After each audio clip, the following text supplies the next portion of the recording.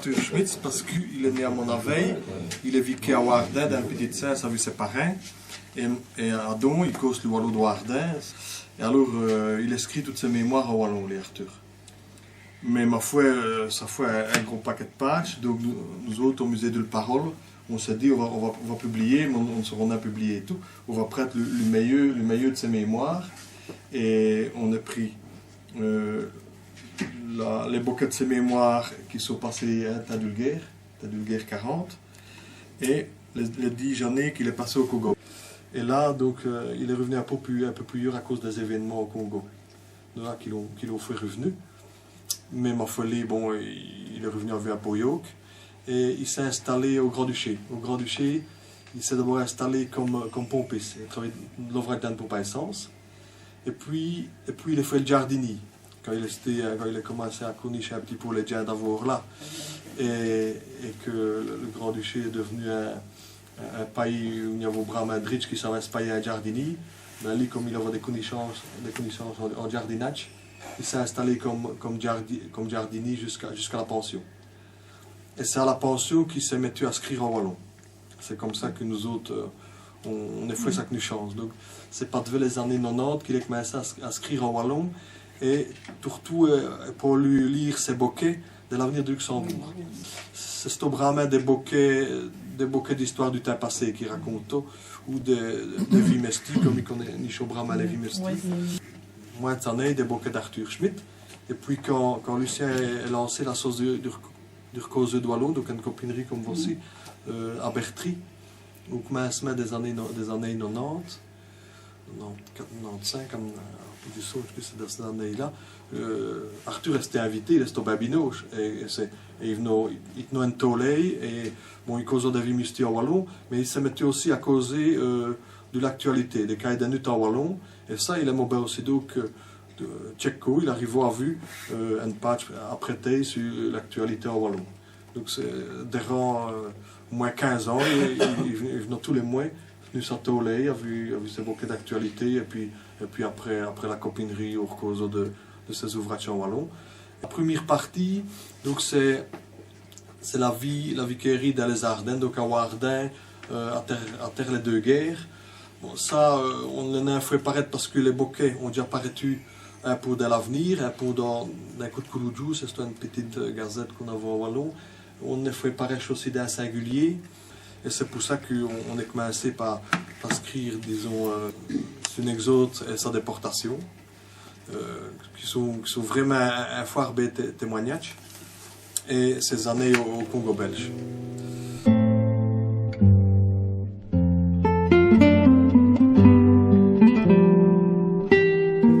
Alors, ce premier livre d'Arthur, c'est 16 ans à 40. Ouais, Arthur, il avait 16 ans à 40. Ça veut dire que, bon, à cet âge-là, quand les Allemands ont arrivé, il a eu peur de se faire prisonnier du coup, et alors il est pété à voix, si on veut. Donc, il a quitté sa famille quand les Allemands ont arrivé, et il est d'abord, c'était d'un centre à Bastogne, où on rassemble les gens du stage-là. Hein. Normalement, c'est on avait dit qu'on s'occuperait de ça, pour les mondes plus longs et qui seraient armés et tout. Mais alors là, quand il arrive à Bastogne, il n'y avait non lui pour s'occuper de ça. Ça fait qu'il a commencé son exode. Donc, le premier livre, il y a 3 parties. Il y a l'exode d'abord, donc il est allé jusqu'à la Panne, jusqu'à le mer. Là, il a fait des routes en camion, il a fait des routes à pied, il a vu des gens sur les petites voies, ils se sont fait bombarder, il a aidé des vieux gens qui tuaient dans le fossé, il a aidé des femmes qui avaient des enfants sur le dos, il fallait qu'ils se nourrissent, donc il a choqué à l'âge des sens, il venait pour mounier un petit bouquet, il y a des places qu'on les lodio, il y a des places qu'on les chesso. Finalement, j'arrivons à la Panne. Et comme tu as dit, il n'y a rien pour nous autres. Nous mettons tout de suite à acquérir une place pour avoir un mouni pour plaidoyer. C'est à Adinkerk, donc c'est un petit village juste à côté de la Panne, dans le gros sens qui veut bien dans le de l'ouvrage. J'ai 2 gens spotchis de l'engrais qui est devenu dur. Ça c'est mauvais et ça pique à la zouille. En onde, j'ai commencé à avoir faim. Et j'ai rentré en maison pour demander à mouni. un gros homme qui nous a tous sur un taf, nous a dit qu'il y avait un demandé de l'ouvrage, mais n'a mouni. Il nous a foutu à riche.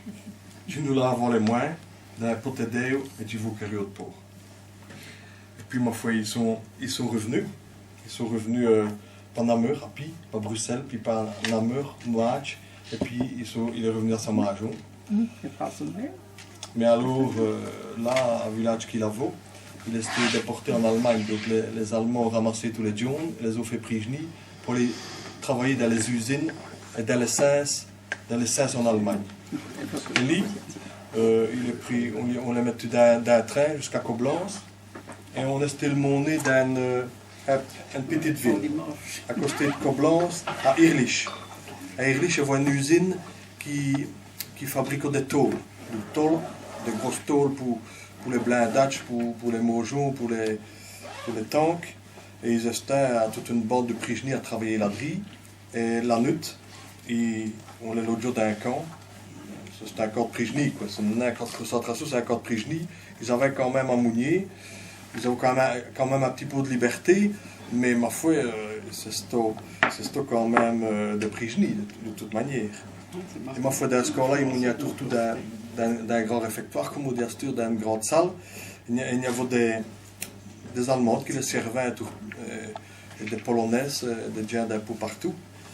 Et lui, c'était un homme un peu particulier. Arthur, il copinait avec tout le monde. Et ça fait qu'il avait copiné avec Francesca. C'était un Allemand qui se restait prisonnier en Russie, là, et qui servait les prisonniers pour gagner sa croûte et ramener de la mounière à sa mère, qui numéro un peu plus long de la ville à Irlich. Ça fait qu'il raconte sa chance à vous, Francesca, en fait. Il a l'avantage, comme il numéro à Bastogne, il a quand même travaillé au Grand-Duché, donc il connaissait un peu le Grand-Ducau, et c'est assez proche de l'allemand, ça fait qu'il a vite fait du causer en allemand, il s'est vite mettu, et c'est comme ça qu'il a eu plus logique d'autres prisonniers, parce qu'il est vite causé allemand avec tout le monde, et il a réussi à avoir des petits filons, comme on dit, pour avoir un peu plus logique du quai dans le camp de prisonniers. Et puis, arrivé la libération, les Américains sont arrivés en 1945, et là il a vécu des bombardements, parce que les Américains ont bombardé l'usine, ils ont bombardé les mojos, donc ils ont vécu dans les coffres un moment et tout, parce que bon, les Américains faisaient un peu de différence, quoi, hein, donc là il est risqué vraiment sa vie dans les bombardements, et puis ils ont pu pour le revenu, les Américains les ont rassemblés, et puis ils les ont mis dans un train, ils sont revenus par Luxembourg, où là ils ont été fiestés à Luxembourg, vraiment, ils ont fiesté la libération, fiesté les prisonniers.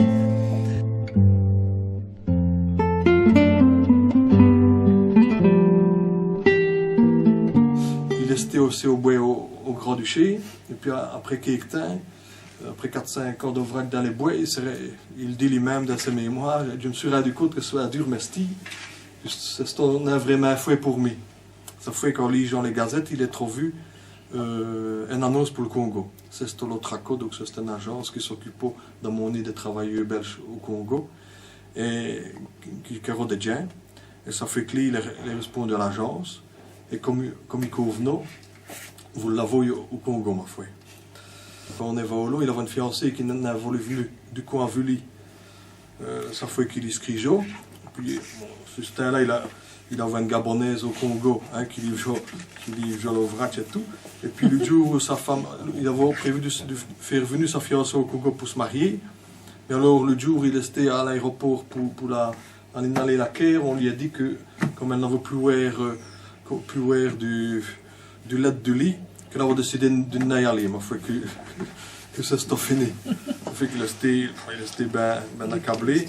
Mais enfin là les gens lui ont dit il faut ouvrir et puis vous aurez 2 Gabonaises qui sont contents de vous. Comme ça vous ferez bien votre ouvrage et vous n'aurez pas de ruche pour vivre bien. Après les 3 ans, il est revenu en congé à Argy, donc c'est dans des Bastogne. Et là il a rencontré Thérèse. C'est une jeune fille du square là, et il s'est marié à du congé.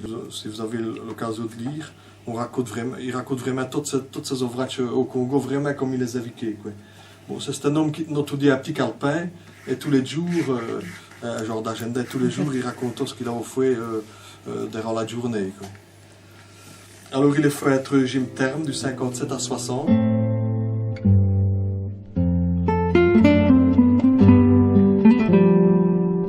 Il y a une phrase qui me dit là-dedans. Il dit tout platement, ils ont fait tout plein. Ça m'a choqué un peu. Il y a moyen de dire ça autrement. Dans le temps, ma femme autrement ou bien les grosses, quoi. Mais aussi, c'est un terme qui ça m'a choqué, en fait, parce que c'est ramené à la bestialité, ça. Il est peut-être. Il voulait montrer.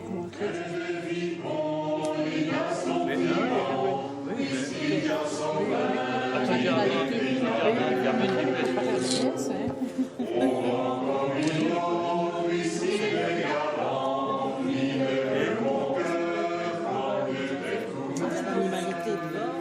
c'est après.